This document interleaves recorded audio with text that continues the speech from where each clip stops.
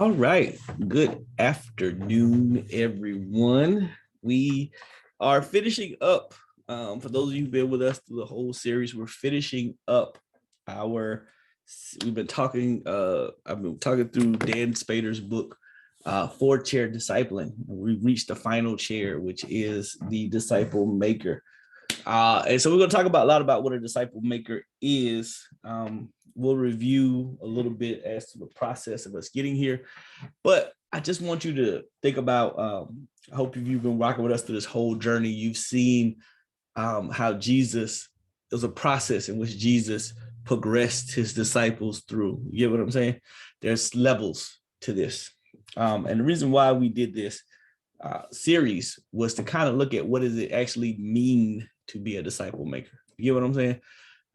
One of the things we do a lot in church, we say stuff. Sometimes though, if we take the time to really explain what does it mean, right? You know, we tell people, oh, you need to be holy. Okay, but what do I actually got to do to be holy? It's being holy, making sure that my skirt touches the bottom of my shoes. Is being holy, making sure that my pants are up on my waist. Do you get what I'm saying? Like, what does it mean to be holy? And so people have different definitions. So I wanted us to look at what does it actually mean to go through the discipleship process, different levels of discipleship process. And this is the final chair is going to show us what does it truly mean to be a disciple maker. All right. So here we go. I'm going to pause here for a few more seconds because I need to trick YouTube into making this the cover thing. But anyways, hope y'all are doing all right. All right, let's go ahead and get going. Let's see. All right, the disciple maker. Somebody read that for us, the definition of a disciple maker. The disciple maker who is making disciples need to be helped to multiple levels, held to multiple levels, multiple life and ministries. All right, I think I'm missing a word there. I think I already got a typo. Anyways, the disciple maker is one who is making disciples, needs to be helped to multiply life and ministry. So the reason why a lot of our churches don't have the life and vibrancy that we once had is because a lot of times we have stopped making disciples. You get what I'm saying? And so when you make disciples, it adds new life, right?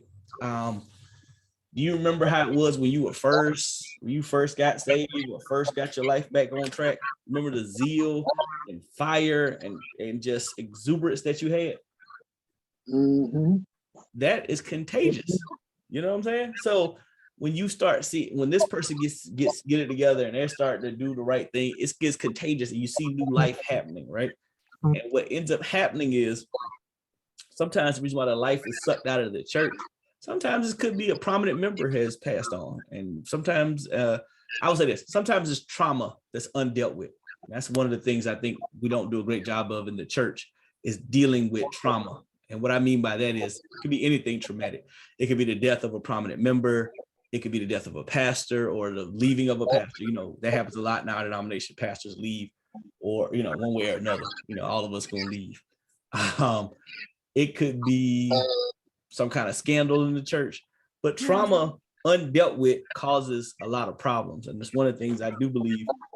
I might have to do a Bible study on trauma and how to overcome some trauma because I don't think we do a good job of dealing with it. Pastor. Yes. It's a lot of background noise and it's very distracting. Oh, okay. I don't know who it is or what, but okay. If you're not talking, if you don't mind muting for us, please. All right, so that's better. But a disciple maker is one that is helping to bring about new life and new ministries. One of the products of making disciples is you're gonna naturally start new ministries. It's just gonna happen, right? Because when you got new workers, they're gonna want to do stuff. So new ministries are gonna pop up. And so a lot of times we spend all this time trying to come up with these programs and ministries to do. And then we're like, oh, we don't have nobody to work it. But it seems like it would be a better process to naturally grow disciples. And then they say, hey, hey, pastor, maybe we can start doing this and doing that. And see, then that way it's more of a natural process. But, long as it's in line with the vision, it should be okay. All right, let's keep going. So let's ask some questions. How many people like gardening? I used to. Only if I have to. It's when the yard wasn't high as your knees. Lord help us. Okay. All right. Anybody got any house plants? Anybody got any house plants they take care of? Yes, now that I do. Okay. I do got house that. Yeah. Right. All right. Okay. Do you buy your house plants, or are you one of those people who can now take a piece of a house plant and grow another house plant? I can take a piece and grow a piece. Okay, good. Okay. What do you like about maintaining your house plants? What excites you about that?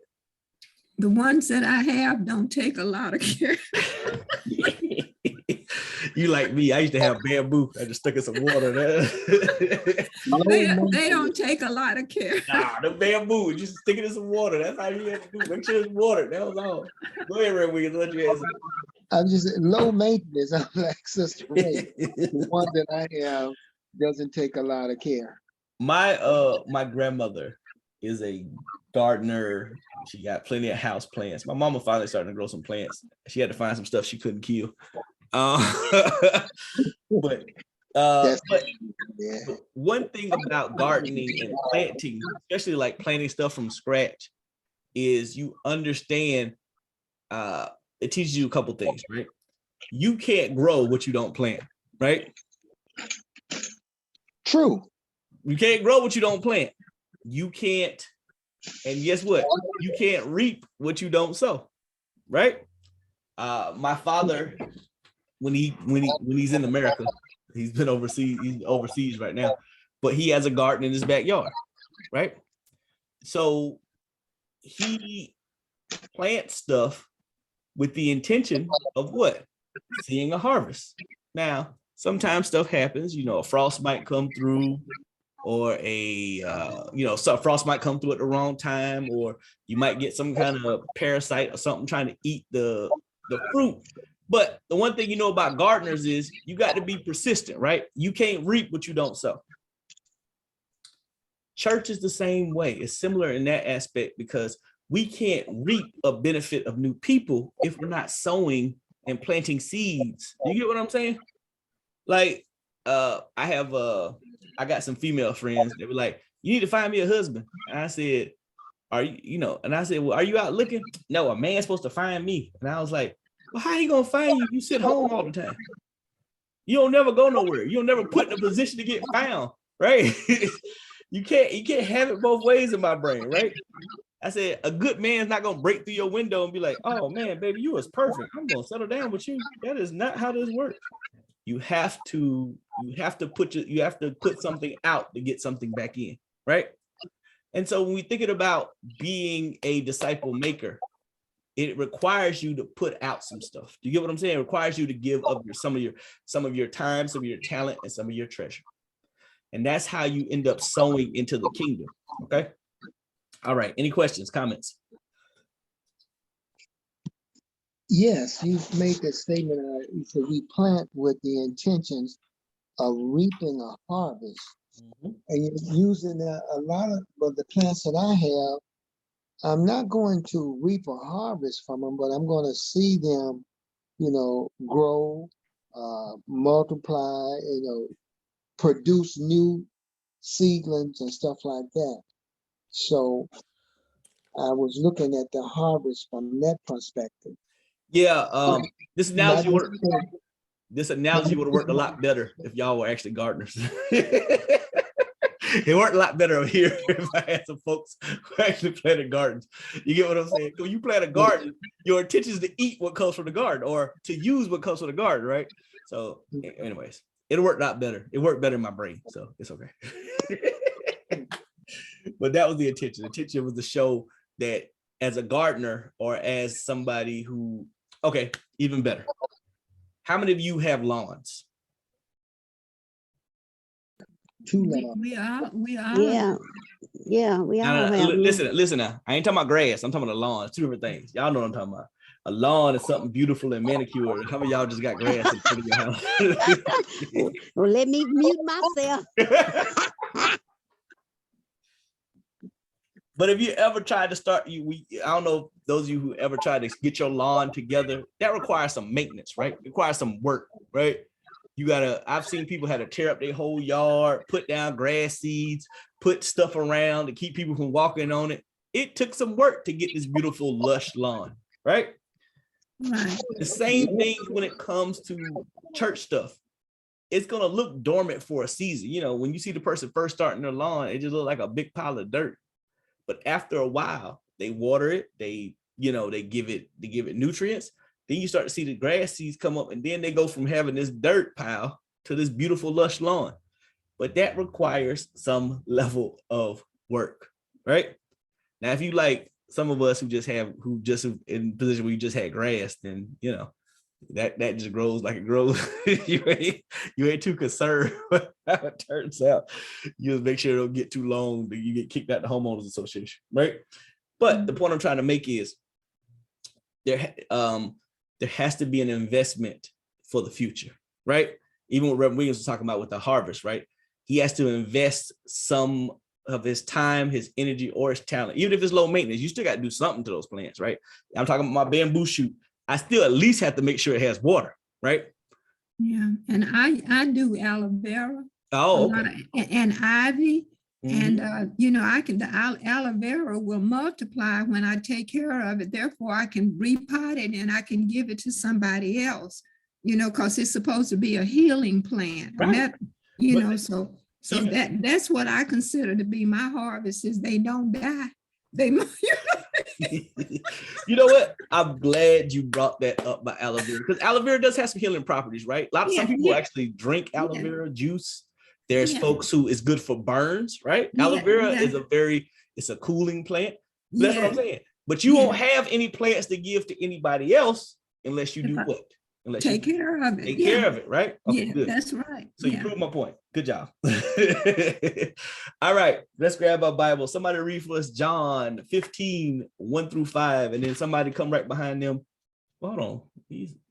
Then all right, somebody read John 15, 1-5. Somebody else take 6-11, and somebody else take 12-17. Who wants to go first? I'll go first. There we go. Unless somebody else wants to. It says, I am the true vine, and my Father is the husbandman. Every branch in me that beareth not fruit, he taketh away. And every branch that beareth fruit, he purgeth it, that it may bring forth more fruit. Now ye are clean through the word which I have spoken unto you. Abide in me, and I in you. As the branch cannot bear fruit of itself, except it abide in the vine, no more can ye, except ye abide in me. 5. I am the vine, ye are the branches. He that abideth in me, and I in him, the same bringeth forth much fruit. For without me, ye can do nothing. All right. So this is Jesus again talking about the vine and the branches.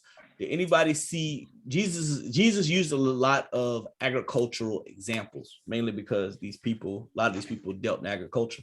So he used examples that made sense. So what does Jesus refer to himself as? The true vine. The vine. All right. And then what does he call his disciples and others? Branches. All right. Ivy. I remember correctly. Ivy usually has this one main point, and then other things shoot off the main point, right? If I'm not mistaken about Ivy, right? You're right. All right. I grow that too. Okay, that's why I brought it up, because I remember you saying it. Okay. Yeah. If I take one of those leaves off and snap it off, what's gonna happen to it? It's gonna regrow. No, Oh, if you take the leaf off, it's gonna die. the But if die. you Oh, take- yeah, okay, die. But if you take that little knob, the little knob there on the branch, the little stem part of it and replant it, then it will regrow. Or put it in water, it'll grow. Okay. Okay. Good point. Right. So the leaf can't grow on its own if you just Okay. snap off the leaf, right? Okay, Right, okay, yeah, right, yeah. right. It has to be connected to the main vine. And even if it gets transplanted someplace else, without that main part, that's part of the vine, the original vine, it's not going to grow, correct? Right. Mhm. So why is it we as Christians think we can grow without Jesus? We can grow without reading his word. We can grow without spending time together. You get what I'm saying? That's Yeah. the thing now. Oh, I don't need to go to church. I'm spiritual. I can Mm. sit home. And now I will say this: the pandemic has opened a door that I don't think we're gonna be able to close. I think all of our churches are almost always gonna have to be virtual or hybrid to a certain extent because stuff happens, right? Let's look at Reverend Williams, for example, right? He got a chance to participate at least somewhat in the service on Sunday because he could watch it live, right? Mhm, mhm. If we were just in the church doing it, just having worship service, he would probably feel a little left out, right? Mhm. And I Amen. remember when I was in San Diego, we had people who were in the military and they had to go sometimes they had to go do operations or stuff like that. So they would be away from the church. But they would say, I still felt a part of it because I could watch the service online. I could still give my tithes. I still felt connected, even though I was distant. I still felt some level of connection to the church, right? And so what we have to understand is we as Christians, we have to be connected not only to one another, but to God himself, okay? Okay. All right, who wants to take on 6 through 11? I will. Go for it. Whoever does not remain in me is thrown out like a branch and dries up. Such branches are gathered up and thrown into the fire where they are burned. If you remain in me and my word remain in you, then you will ask for anything you wish and you shall have it. My Father's glory is shown by your bearing much fruit. And in this way you become my disciples. I love you just as the Father loves me. Remain in my love. If you obey my command, you will remain in my love, just as I have obeyed my Father's command and remain in his love. I have told you this so that my joy may be in you and that your joy, may be complete. All right. All right. So Jesus tells them, he says, if you don't remain in me, what happens to you? You will die. You're thrown, you become chaff. So I look at it this way. When you're not connected to Jesus, you're not connected to the church, a lot of times you can feel spiritually chapped, spiritually dry. You ever hear people like, I don't know what's going on. I just don't feel right. And I've heard, people have been like, when the last time you've been in church? Oh, well, Rev, I ain't have time. That's probably the problem. Start there, right? Start there. Maybe your issue is that you're spiritually dry. Even for those of us who come to church, there are coming to church is good, is great and important, but you also have to learn how to feed yourself on a daily basis, right? You can't just come and just gorge on Sunday and think that's supposed to carry you through the week, right? Every day you got to wrestle with the word. Yes, that's right. Because that's what gives us our nutrient. Just like I was saying on Sunday, the way we grow is through our connections, right? I didn't know this about trees. Trees literally connect together. Most of their root systems are on top of the surface or close to the surface. And so how they grow a lot of times is trees connect with other trees nearby and they send signals to each other and they help each other, right?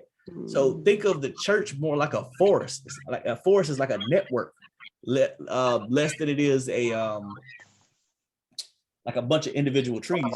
You can't see the connection on the surface a lot of time, but the connection is there, right? and y'all know once a tree gets planted and gets its root system down, it is hard to move, right? Mm-hmm. We've had to grind some stumps, right? Because it's easy. I think it's easier to grind a stump down than it is to try to remove it. But the point I'm trying to make is that connection. That's what matters. He tells him, and he says, and look what Jesus says, continuing on in that section. He says, well, if he says those branches are connected, only good to be tossed into the fire. That could be metaphorical, but we'll just keep it at face value. He said, if you remain in me and my words remain in you, what does he say? Whatever you wish, my Father will give to you. Right? So Jesus lets us know, I talked about this a little bit on Sunday. God will give you what you ask for as long as what you're asking for is like within his will. Like, let me say this. I don't know if you can pray to God for him to strike somebody down. I mean, they did that in the Bible. There's some stuff, you read some of them Psalms. For those of us who read some of them Psalms, they get serious. The point I'm trying to make is our prayer life, we should be so connected to God that even our prayers are in line with what he would have for us, right? How many of you have ever had to pray what I like to call a nevertheless prayer? God, this is what I want, but nevertheless. Oh, okay. Not my will, but your will. Right. Some of us have had to pray some nevertheless prayers, right? Yeah. Yes. And so, but that comes with praying them now. Well, no, I'm glad you're being honest, because sometimes we have to have some nevertheless prayers and be like, hey, I don't like this. Nevertheless, I'm going to trust you in the process. Okay. I don't get what's going on, God. This doesn't make sense to me. But because I love and trust you, nevertheless, I'm going to follow you. And so that's the thing, right? Now I always say, Lord, you take care of it, because I can't. And that comes with a lot of good maturity, Sister Green. I think back to my old prayers. I was like, ooh, them prayers. I tell people some of the best answers to a prayer God can give you sometimes is no. Because if you look back over some stuff that you prayed for, Lord, and realize God, some of us are glad God said no. Like, I'm glad he said no. Yes, Lord Jesus. I thought that's what I wanted. I'm so glad my Father had enough insight to say no. Thank you, Jesus. All right. Just like he said. So notice this. I want you to notice here. There's a connection between love and obedience. I know obedience is a bad word. We don't like talking about that, right? He said, now remain in my love. If you obey my commands, you will remain in my love.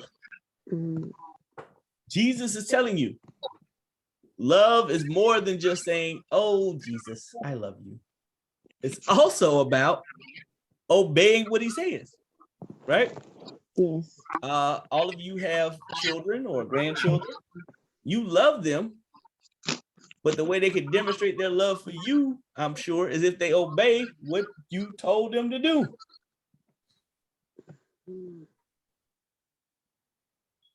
Which they don't do often. So listen to me. I have a Zakai, and Zakai does what Zakai wants to do 98% of the time. The goal is to hopefully try to regulate it for him to do somewhat of what you want him to do. But yeah, most of the time, Zakai wants to do whatever Zakai wants to do. And it's his world, and we're just in it. It is rough, right? But it's just like this. I'll tell this example. When recently my mom chastised me about something, right? Now I'm not gonna lie. I didn't think I was wrong. And I'll tell y'all more about this when we get off camera. I didn't think I was wrong in this. But what I thought was, if she was offended by it, even though I don't think I'm wrong, I'm going to apologize because I love my mother, right? My love for my mother trumps me, trumps my need to be right. You get what I'm saying? Mm-hmm. And so I obeyed what she asked me to do. I did what she told me to do, even though I didn't agree with it. But the point I'm trying to make is it was because I love her. And I said, my love for her is greater than being right. Then I'm going to do what she asked me to do. You get what I'm saying? Same thing Amen. with God. I know what I want to do. It ain't always good. I know what I want to do, but because I love God and know that's against what he would have me to do, I have to wrangle myself in. Am I perfect at it? No. Do I fall short? Yes. But the goal is because you love the Lord, you try to obey what he would have you to do. Okay. Any other questions? All right, let's get to 12 through 17. This 12 through 17 sound familiar. It's not like somebody preached on this recently. Go ahead. This is my commandment, that you love one another as I have loved you. Right. Greater love has no man than this, that a man lay down his life for his friends. Ye are my friends, if ye do whatsoever I command you. Henceforth, I call you not servants, for the servant knoweth not what the Lord doeth, but I have called you friends. For all things that I've heard of the Father, I've made known unto you. You have not chosen me, but I have chosen you, and ordained you, that ye should go and bring forth fruit, and that your fruit should remain, that whatsoever ye shall ask of the Father in my name, he may give it you. These things I command you, that ye love one another. All right. All right. So he closes out this section talking a lot about love, right? Jesus is. He's talking about loving one another and loving him. Okay. He mentions how no greater love is for a man to lay down his life for a friend. This verse to me can go both ways. There's some people that God's calling to lay down their life, like physically lay down their life, like pay the ultimate cost, right? Yes, yes. Like a Dietrich Bonhoeffer. That's who I kind of think about, right? Willing to lay down his life for a friend. Whereas sometimes laying down your life sometimes it's just as simply as saying, I don't want to give you a ride home, but because I love you, I'm willing to do that. Do you get what I'm saying? Laying down what you might have planned for somebody else.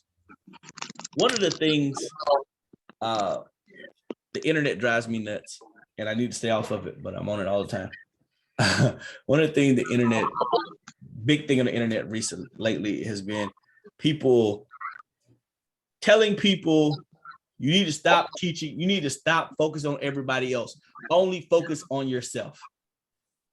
And I'm like, that's not great advice, because I'm just telling you to do what you want to do naturally. We're naturally selfish people. We naturally want to focus on ourselves. Now, I'm not saying that's everybody, but for the most part, I've yet to see somebody have to teach a baby to be selfish.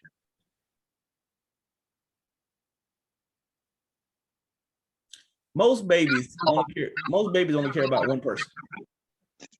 The baby. Right? And they'll sell. Right. Yeah, The babies care about one person and one person alone. that's them. Right? Yep. Whereas, but because it's late, I saw this video the other day. This lady was like, I'm going to therapy to unlearn. You need to teach your kids to stop sharing. It's like, what? This is why the internet is dangerous, right? Because the internet's good because it gives everybody a voice. The internet is also bad because it gives everybody a voice. Man, some stuff you keep to yourself. Anyways, but one thing we have to understand is laying down our lives is something we're called to do as Christians, right? Even if it's simply for those of us in ministry, right? Sometimes we have to lay down our wants for somebody else's needs. right? Amen. Sometimes you just have to do that.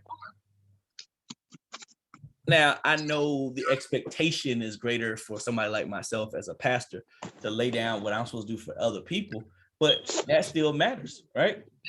Mhm. To have to, hey, kids, I want to take you to this thing, but I can't because I got to go visit somebody in the hospital, or I got to go serve somebody else, right? And Pastor, some of us have had to lay down our lives when we come to Christ. We had to lay down that old life. That's a great example. That's a great example, right?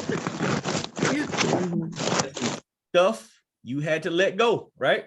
There's some Yeah. stuff you had Yeah. to put down. There's some stuff that you had to put to the side, right? Yeah. Mhm. In order to follow Jesus. And it's not always, and let me be honest with you, whatever it is you was into, you enjoyed it. Yep. Yep. We oftentimes act like all the sin and stuff is bad. Whatever sin you were really into, you enjoyed doing it. Okay? Yeah. Yes. Keep it 100. You enjoyed it. That's why you did Mhm. it. Whatever that sin was, you enjoyed it. That's why you But thank God you done left it. right. But that's what I'm saying. It was a willing decision to lay down it. God, I love you more than I love doing this. Mhm. Right? Mhm. All right. Let's keep going. And so we'll skip down to we talked a lot about verse 16 on Sunday. I don't think I need to dwell on it too much.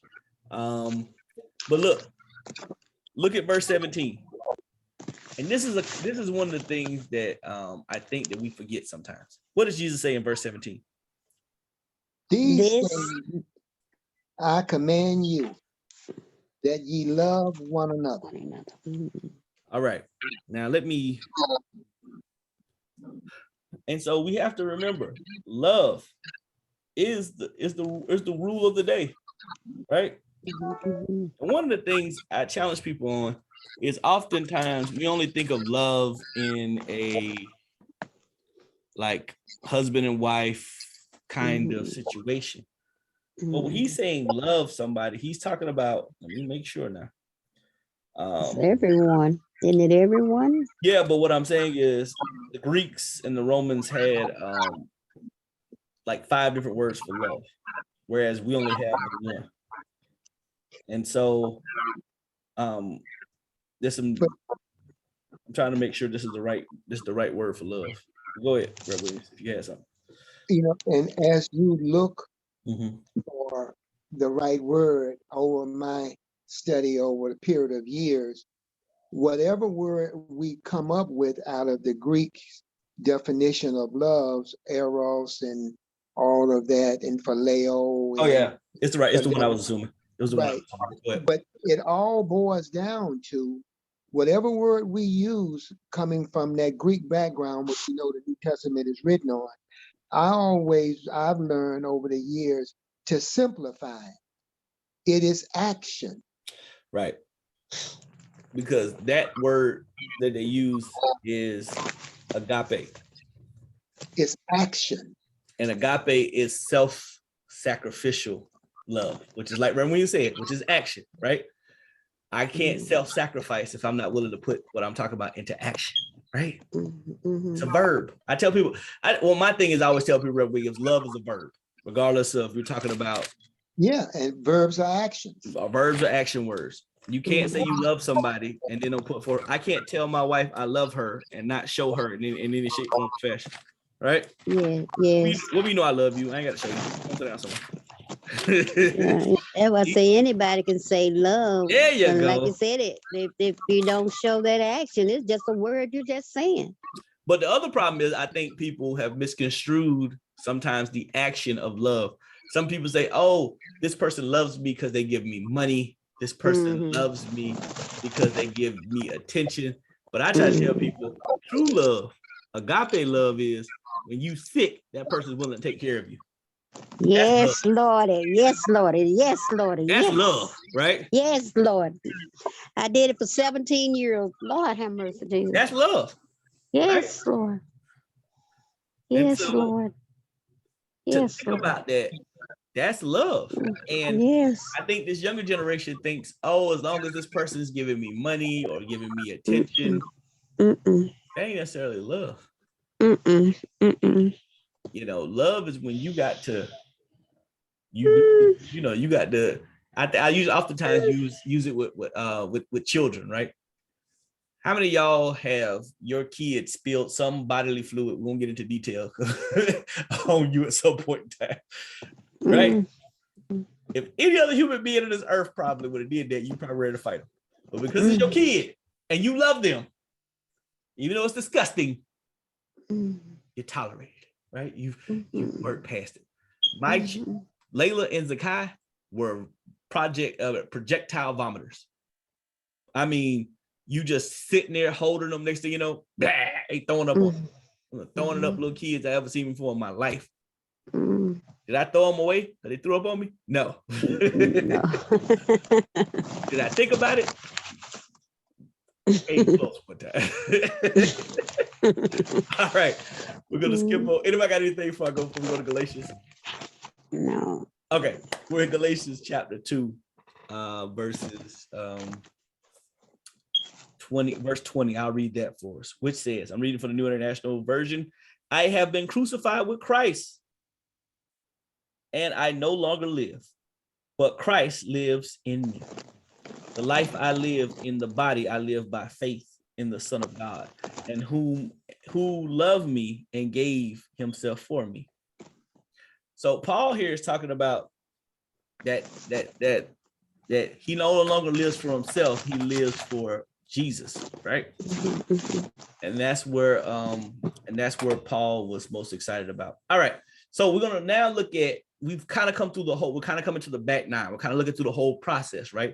So look, Jesus spent 3.5 years investing and trying to build and multiply disciples. The whole point of Jesus, not the whole point, one of the major points of Jesus' earthly ministry was to build disciples, right? Jesus was only around for about, his public ministry is only around for about 3.5 years, right? But during that time, look at what he did with his disciples, right? Jesus took them from being seekers. Remember in John, come and see, right? He then took them to followers, right? And then made them co-workers. And then finally, he set them up to be disciple makers. The point I'm trying to make is this. Jesus had a method to his madness. Because if it was all about the cross, he could have came down as a grown man, got on the cross, died, and then that would have been it, right? But it was strategic. Okay, he came down as a child to understand man's plot. And then he started his public ministry, but also brought people along with him so they could carry the mantle after he was gone. It was a method to the madness. Okay. Any questions? All right. One of the things that disciple makers need is help. And one of those helps is, let me say this. Whenever you're doing something new, you're going to look crazy for a season. Does that make sense? Whenever you're trying to do something new that folks either have not done or haven't done in a long time, people are going to think you're crazy. I'm pretty sure when the Wright brothers said, we're going to invent a contraption to fly, what did people say? And y'all crazy. Right. When, who else? Crazy ideas. We look at Elon Musk. Hey, you going to start a car company that's not a part of General Motors or Ford or, none of them, and build nothing but electric cars. You, sir, are what? Crazy. Out of it. Right? So when you are thinking about this discipleship strategy, and there's a season where you're going to look crazy. And then people sometimes are going to attack you during that early season, right? But you have to understand, give you an example.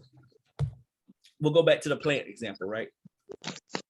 If you are planting some ivy, Sister Ray, Just if you had the seed, not if you had a stem from a plant, but if you had the seed.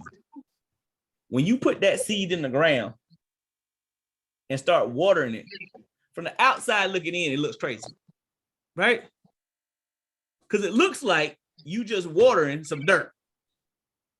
Right. You know what I'm saying? If somebody just peeked by your window and didn't understand seeds, didn't understand planting or nothing like that, you would look crazy. They were like, what is wrong with that lady? Why she keep watering that dirt? Right? Yes. They don't understand that sometimes stuff is going on underneath. Then when the plant finally shoots up, oh, that's what she was doing.